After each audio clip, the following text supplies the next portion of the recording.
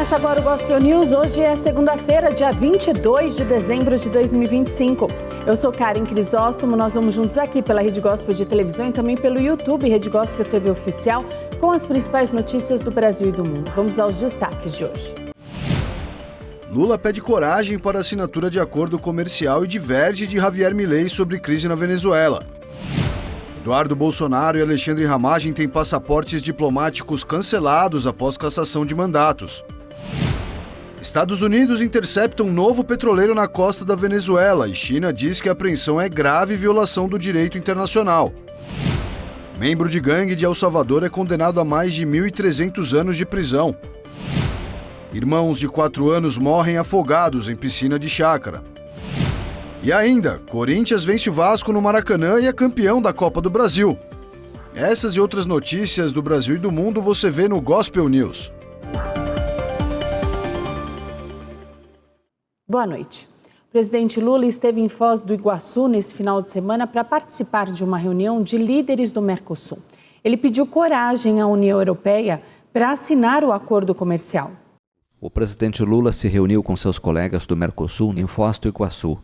Na cúpula do bloco, Lula pediu coragem à União Europeia para assinar o acordo comercial com o Mercosul. Sem vontade política e coragem dos dirigentes, não será possível concluir uma negociação que já arrasta por 26 anos. Lula afirmou ainda que está confiante de que a assinatura do pacto ocorra em janeiro, como indicou a Comissão Europeia na quinta-feira. A assinatura estava prevista para este sábado, no encontro de líderes de Argentina, Brasil, Paraguai e Uruguai. Mas a União Europeia postergou para janeiro diante da oposição de agricultores, principalmente da França e da Itália. Na sexta-feira, chanceleres do Paraguai e da Argentina pressionaram o bloco europeu para firmá-lo o quanto antes. O presidente da Argentina, Javier Milei, e o presidente Lula divergiram sobre a crise da Venezuela. O petista se ofereceu para mediar as conversas entre Washington e Caracas. A campanha dos Estados Unidos contra a Venezuela gerou divergências entre o presidente Luiz Inácio Lula da Silva e seu colega argentino Javier Milei na reunião de cúpula do Mercosul. Enquanto o brasileiro alertou para o que considerou uma catástrofe em caso de guerra, o argentino saudou a pressão do presidente americano Donald Trump contra a Venezuela. A Argentina saúda a pressão dos Estados Unidos e de Donald Trump para libertar o povo venezuelano. Um tempo para uma abordagem tímida nessa questão já passou.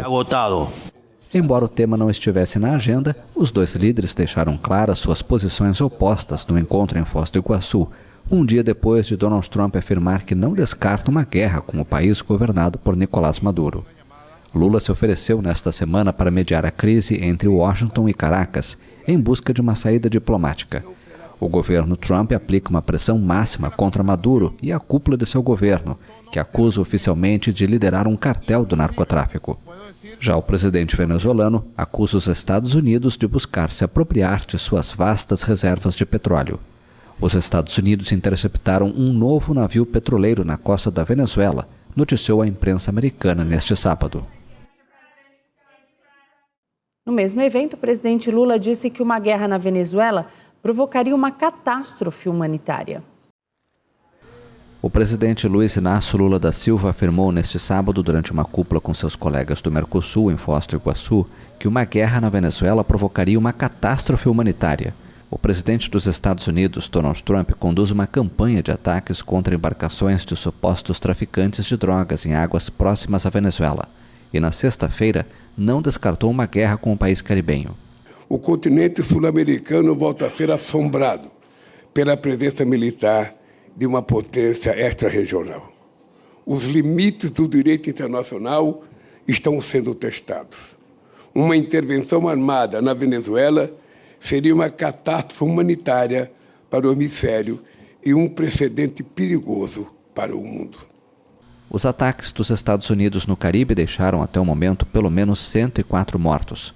Questionado na sexta-feira em uma entrevista por telefone à emissora NBC News se descartava uma guerra, Trump respondeu: "Não descarto." Os limites do direito internacional estão sendo testados, disse Lula neste sábado. O presidente brasileiro se ofereceu esta semana para mediar a crise entre Washington e Caracas, a fim de encontrar uma saída diplomática e evitar um conflito armado. As estimativas de inflação foram baixadas mais uma vez. O Boletim Focus desta semana mostrou um recuo de 4,36% para 4,33%. No documento, os analistas também mostraram uma perspectiva diferente para a taxa básica de juros do ano que vem. A projeção subiu de 12,13% para 12,25% ao ano. A Câmara dos Deputados cancelou os passaportes diplomáticos de Eduardo Bolsonaro e também de Alexandre Ramagem após a cassação dos mandatos. A decisão seguiu a norma da Câmara dos Deputados, que diz que apenas deputados e senadores com mandato vigente têm direito ao documento. Na última quinta-feira, Eduardo Bolsonaro e Alexandre Ramagem perderam o mandato por decisão da mesa diretora da Câmara. Eduardo Bolsonaro foi punido por excesso de faltas, já Ramagem perdeu o mandato por ter sido condenado pelo STF a 16 anos de prisão. A segunda Secretaria da Casa informa que a medida já foi comunicada ao Ministério das Relações Exteriores, responsável por emitir os documentos. O órgão também solicitou que os parlamentares devolvam os passaportes. Tanto Eduardo quanto Ramagem estão fora do Brasil e morando nos Estados Unidos. O presidente Lula sancionou hoje um reajuste de 8% no salário de servidores públicos efetivos do Poder Judiciário, comissionados e também para aqueles que estão em funções de confiança. A proposta aprovada pelo Congresso previa outros 2 aumentos, em julho de 2027 e julho de 2028, mas esse trecho foi vetado pelo petista.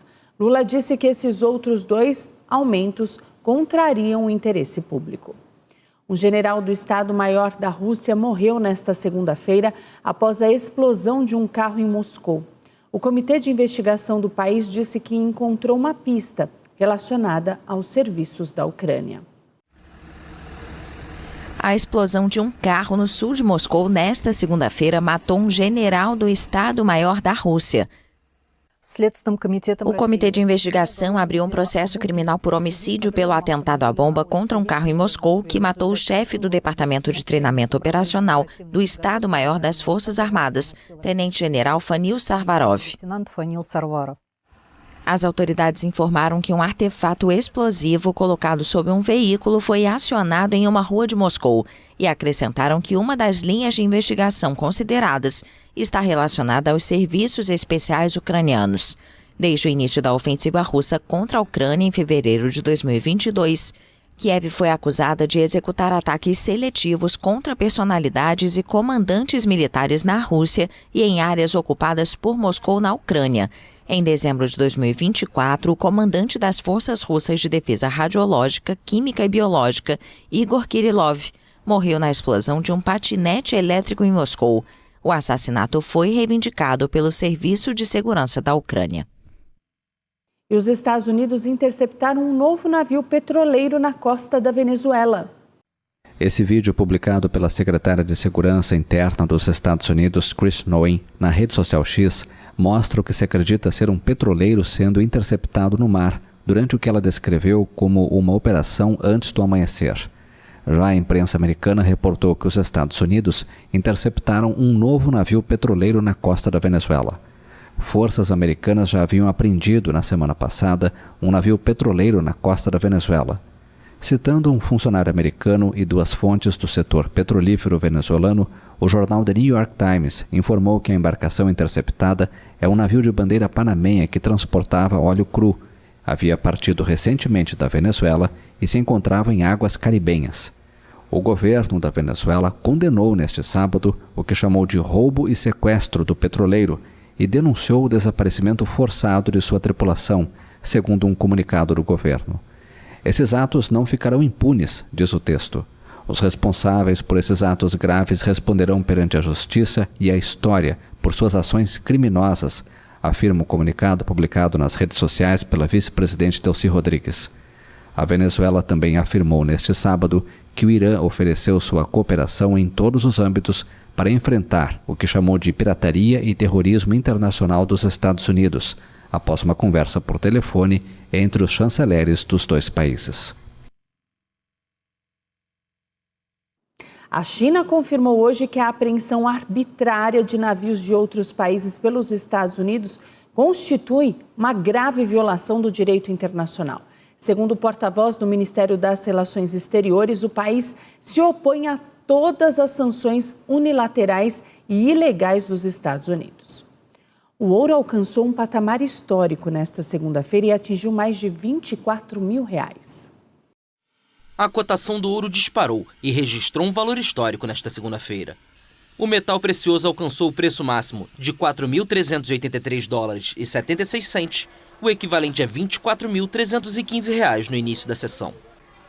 O valor veio após uma série de dados divulgados na semana passada que evidenciaram a fragilidade do mercado de trabalho americano e a desaceleração inflacionária, o que dá margem ao Fed para aliviar ainda mais a política monetária. Há otimismo nos Estados Unidos e expectativa de que o Federal Reserve, o chamado Fed, Banco Central Americano, adote novos cortes de juros ao longo do próximo ano. As bolsas asiáticas também operam em alta nesta segunda-feira, diante da perspectiva de corte de juros nos Estados Unidos.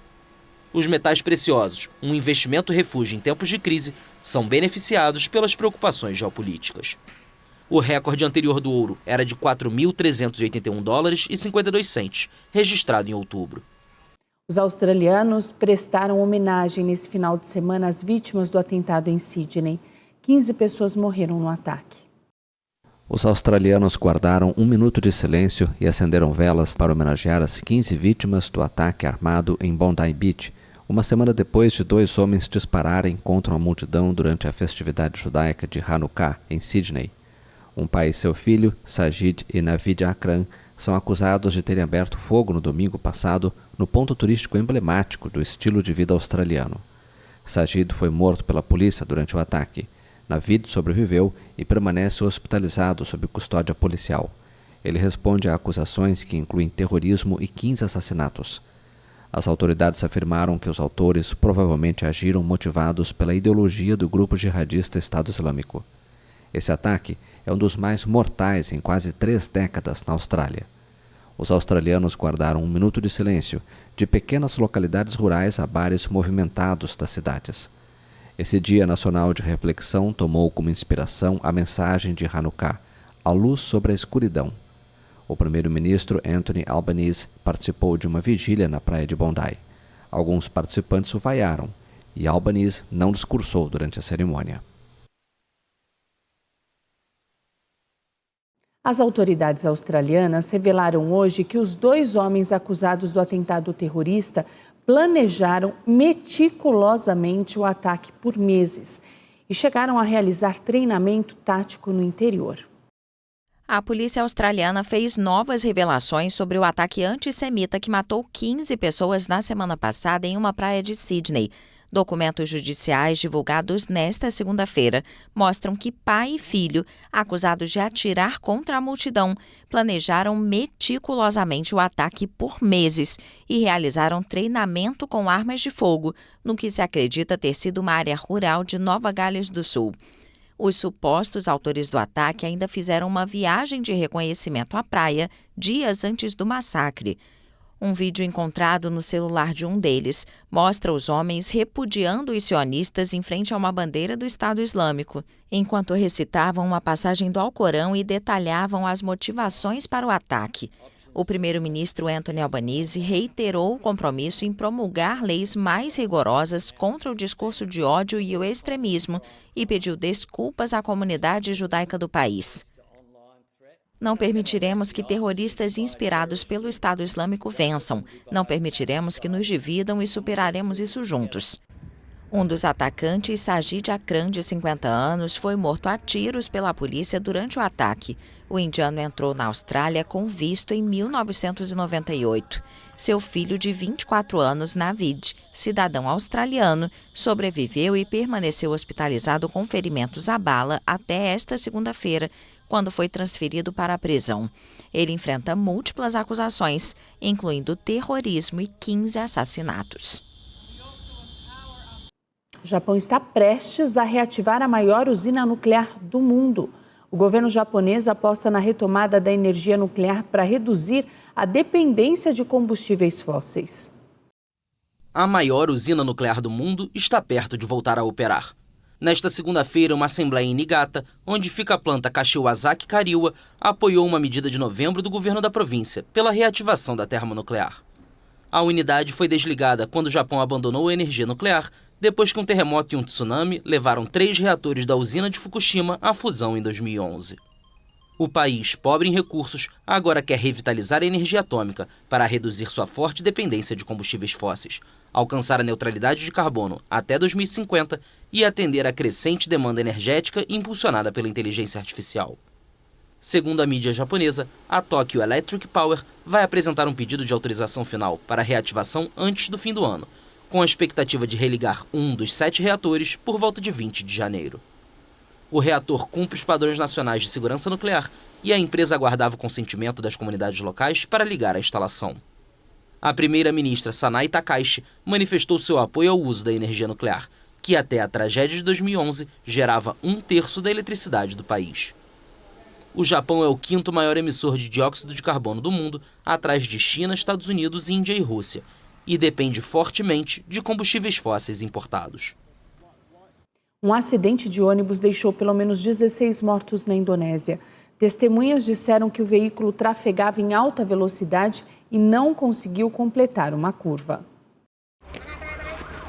Um ônibus de passageiros colidiu com uma barreira em uma rodovia indonésia na madrugada desta segunda-feira. O veículo capotou, deixando pelo menos 16 mortos. O ônibus estava viajando de Jakarta para Yogyakarta. Ao chegar à curva do entroncamento em alta velocidade, colidiu com a barreira da estrada, capotando em seguida. 15 pessoas foram declaradas mortas no local e uma morreu depois de ser levada a um hospital. Várias vítimas também tiveram ferimentos e precisaram ser transportadas para receberem atendimento. Acidentes de transporte são comuns na Indonésia, um vasto arquipélago do Sudeste Asiático, onde os veículos costumam ser antigos e mal conservados, e as regras de trânsito são frequentemente desrespeitadas. Em 2024, pelo menos 12 pessoas morreram em uma colisão entre 2 carros e um ônibus, em uma rodovia movimentada, enquanto as pessoas viajavam para celebrar o Eid al-Fitr. E em 2019, pelo menos 35 pessoas morreram quando um ônibus despencou em um desfiladeiro na ilha de Sumatra, no oeste do país. A guerrilha ELN anunciou uma trégua na Colômbia. O cessar-fogo começa na próxima quarta-feira. A guerrilha do Exército de Libertação Nacional, o ELN, anunciou uma trégua unilateral na Colômbia para as festas de Natal e fim de ano. A medida ocorre poucos dias após um ataque do grupo rebelde com drones e explosivos, que deixou 7 soldados mortos e 30 feridos em uma base militar no norte do país. A direção nacional do ELN ordenou a todas as suas estruturas não realizar operações militares ofensivas contra as Forças Armadas do Estado, indica um comunicado. O cessar-fogo vai começar em 24 de dezembro e se estenderá até 3 de janeiro. Nesta semana, os rebeldes decretaram o confinamento de civis e ameaçaram as forças de ordem em regiões sob seu domínio. Os diálogos de paz entre o governo do presidente de esquerda, Gustavo Petro, e o ELN estão suspensos desde 2024. Petro tentou negociar a paz com o ELN após sua chegada ao poder em 2022, como parte de uma política batizada de paz total, para desmobilizar todos os grupos armados do país através do diálogo. Mas a maioria das aproximações congelaram sem maiores avanços, enquanto a oposição denuncia um fortalecimento das organizações ilegais.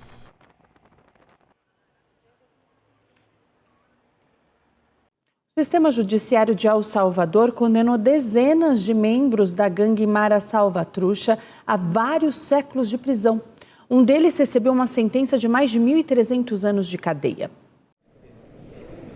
O sistema judiciário de El Salvador condenou dezenas de membros da gangue Mara Salvatrucha a vários séculos de prisão. A Procuradoria-Geral da República destacou que um membro da gangue, designada como organização terrorista pelos Estados Unidos, recebeu uma sentença de 1.335 anos de prisão. No total, 248 membros da gangue foram condenados por 43 homicídios, 42 desaparecimentos e outros delitos. Entre os crimes cometidos entre 2014 e 2022 estão os assassinatos de um estudante universitário e de uma jogadora de futebol, além de casos de extorsão e tráfico de drogas. Desde 2022, o governo do presidente Nayib Bukele vem combatendo gangues sob um estado de emergência que permite prisões sem mandado. Mais de 90 mil pessoas foram presas e cerca de 8 mil foram liberadas após serem consideradas inocentes, de acordo com fontes oficiais. A estratégia de Bukele levou os homicídios a níveis historicamente baixos, mas grupos de direitos humanos denunciam abusos cometidos pelas forças de segurança. No próximo bloco, mais de 1.300 motoristas de ônibus do Rio de Janeiro entram em greve após atrasos no pagamento dos salários. E mais 30 mil presos se preparam para deixar a cadeia em São Paulo.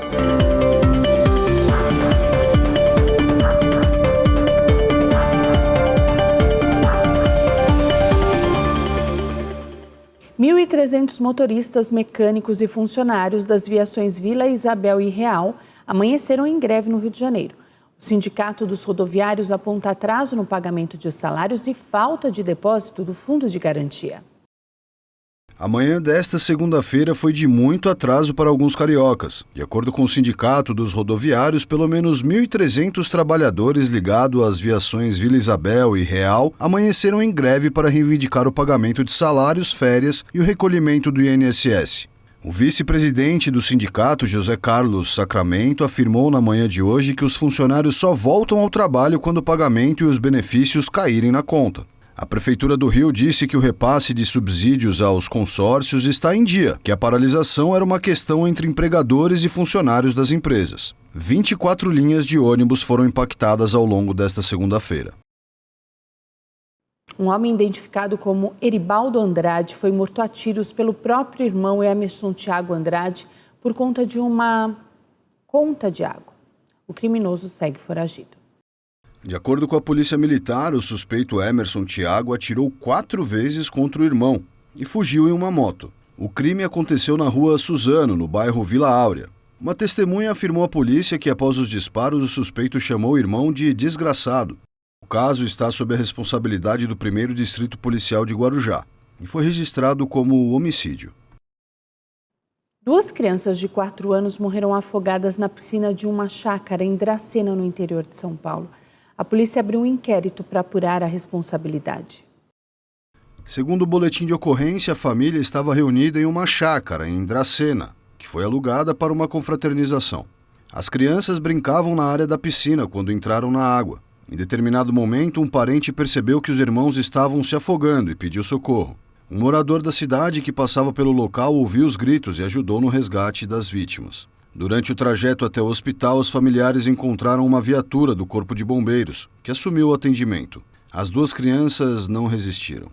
As vítimas foram identificadas como Yasmin de Moraes Brito, de 4 anos e 4 meses, e Gael da Silva, de 4 anos e 11 meses. Eles eram irmãos por parte de pai. Os 2 foram sepultados na tarde de ontem, na cidade de Panorama. O delegado responsável pela investigação, Kleber Augusto Batista, confirmou que vai instaurar um inquérito para apurar as causas do afogamento e determinar o responsável. Amanhã, dia 23 de dezembro, está programada para começar a saída temporária de mais de 30 mil condenados no estado de São Paulo. A saidinha é um benefício aos presos em regime semiaberto, com previsão de retorno para o dia 5 de janeiro. E a seguir, o Papai Noel visita comunidades ribeirinhas do Amazonas e a vitória do Corinthians para conquistar a Copa do Brasil.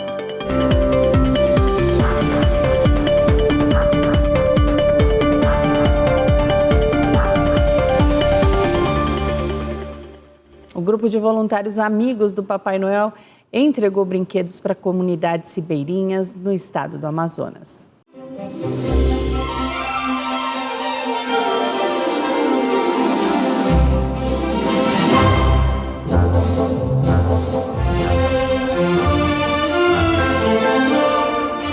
O Papai Noel chegou mais cedo para crianças de comunidades ribeirinhas no Amazonas.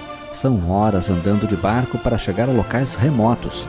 A recompensa é ver a alegria das crianças. Um abraço para todo mundo aqui.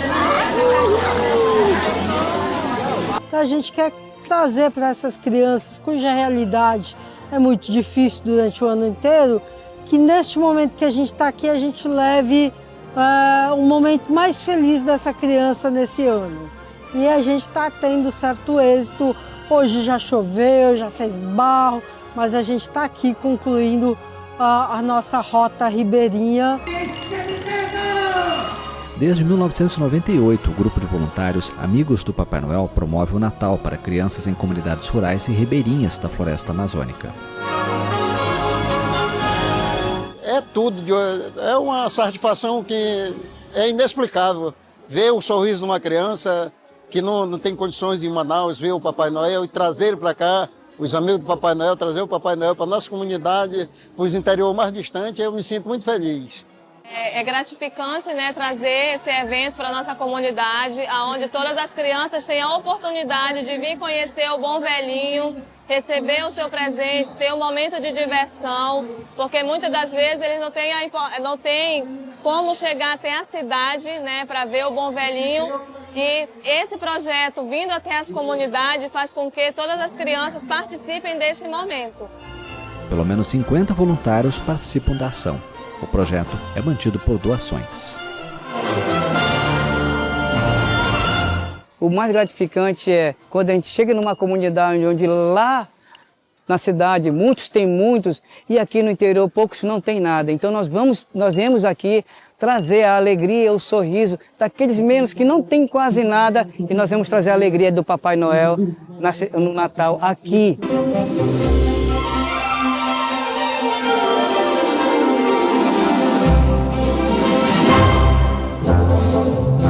Uma cadeirante viajou ao espaço pela primeira vez em um foguete da Blue Origin. A experiência durou cerca de 10 minutos. A empresa espacial do bilionário americano Jeff Bezos lançou sua missão suborbital New Shepard a partir de suas instalações no Texas. A alemã Michaela Benthaus, engenheira espacial e de mecatrônica da Agência Espacial Europeia, foi uma das passageiras que cruzaram a linha de Kármán, o limite entre a atmosfera e o espaço exterior, reconhecido internacionalmente, durante um voo de aproximadamente 10 minutos. Benthaus sofreu um acidente de mountain bike que lhe causou uma lesão medular e agora usa cadeira de rodas. O foguete e a cápsula que transportavam os turistas espaciais se separaram em pleno voo antes de descer suavemente no deserto do Texas, desacelerados por paraquedas. Capsule touchdown. Touchdown.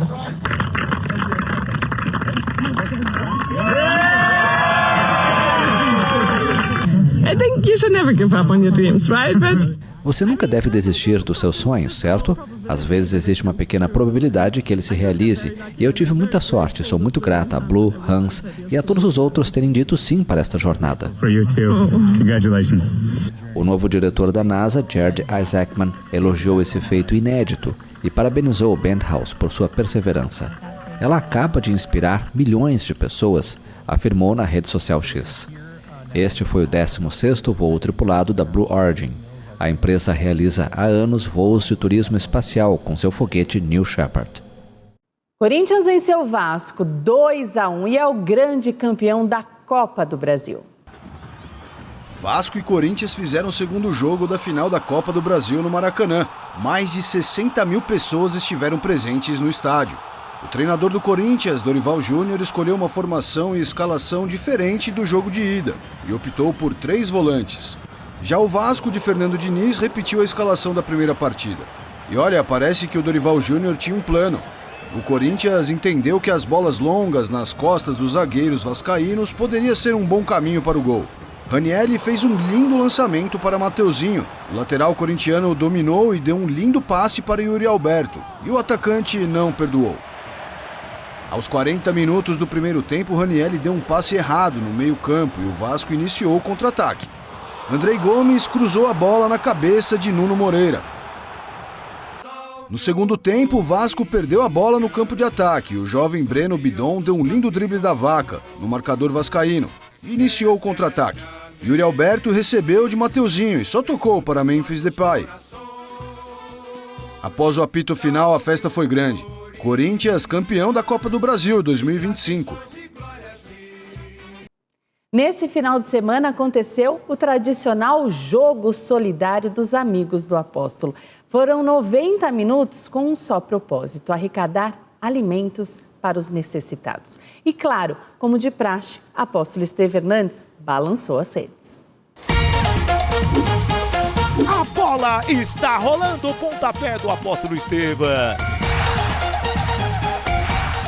Futebol e solidariedade. Duas palavras que juntas fazem a diferença. A Igreja Renascer, sob comando de Apóstolo Estevam Hernandes, reuniu em mais um ano ícones do futebol brasileiro e grandes personalidades no Canindé para uma partida entre amigos. O gol! O intuito aqui não é a disputa, o intuito aqui é arrecadar alimento para as pessoas, para ajudar as pessoas que mais precisam, para colocar comida na boca das pessoas. Então a gente está muito feliz de participar. Uma bênção aí na vida de todo mundo. Eu acho que isso é importante, o convívio entre os amigos e o esporte que dignifica a vida de pessoas. Sempre uma bênção, porque tempo de comunhão, tempo de jogar um pouquinho de bola e se divertir bastante. Tocou livre, dali no gol! Gol! Fiz o gol rápido, que é algo que eu sei fazer, que é gol desde que sempre que eu entrei em campo, fiz gol, né? O Eduardo em campo não tem placar em branco. A entrada era 1 quilo de alimento, porque aqui o amor ao próximo é sempre a bola da vez. No gol! O zagueiro Gamarra marcou presença. Eu posso ir no campo do qualquer time, né? Do Vasco, do que seja, e sempre sou bem recebido. Né? Isso que é o bom, isso que é um bom legado que ficou, que eu deixei no futebol. Né? E golaço! Uau! Apóstolo Estevam, que sempre marca gols em partidas, falou da importância do evento. A gente faz todos os anos essa confraternização, esse futebol solidário, o pessoal vem com a maior alegria. Então, sempre que acontece, é que a comunhão, a confraternização, ela acaba sendo um subproduto muito importante dessa brincadeira. Cruzamento na grande área, Nicolas, dali no gol! A partida foi cheia de gols. Deixou livre, pode sair o empate, dali no gol! E claro que teve golaço. Apóstolo marcou mais uma vez. Bateu, dali no gol! Gol! É do Apóstolo Estevam Hernandes! Só a confraternização, só a alegria de a gente estar junto aqui é demais. Empatado, confirmação, agora é pênalti e vamos ver quem vai levar a vitória.